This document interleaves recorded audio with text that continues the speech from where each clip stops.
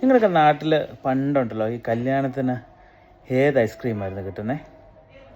ഞങ്ങളുടെ ഉണ്ടല്ലോ കൂടുതൽ കിട്ടിക്കൊണ്ടിരുന്നത് ഒരു ജോയ് ഐസ്ക്രീമുണ്ട്, പിന്നെ ഒരു കസാട്ട ഐസ്ക്രീം എന്ന് പറഞ്ഞ സാധനമുണ്ട്, പിന്നെ ഒരു ഇങ്ങനെ നീളമുള്ളൊരു കപ്പി വരുന്ന ഒരു ഐസ്ക്രീമുണ്ട്. ഇത് നമുക്ക് അതിലൊരു ഐസ്ക്രീം എനിക്ക് ഇവിടെ കിട്ടിയിട്ടുണ്ട്, കുറേ നാൾക്ക് ശേഷം കാണുക. ഏതാണെന്ന് കണ്ടു നോക്കിയാലോ.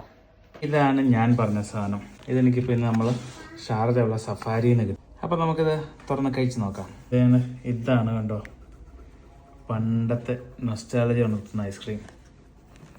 അന്നത്തെ ഷേപ്പ് ഇങ്ങനെയല്ലായിരുന്നു കേട്ടോ, വേറെ ഷേപ്പായിരുന്നു. ഇത് നമുക്ക് കടിച്ചൊന്ന് കഴിച്ച് നോക്കാം. പണ്ട് സ്പൂൺ വെച്ചാൽ കഴിക്കണേ, ഇന്ന് കടിച്ച് നോക്കാം. ഐസ്ക്രീം ദേ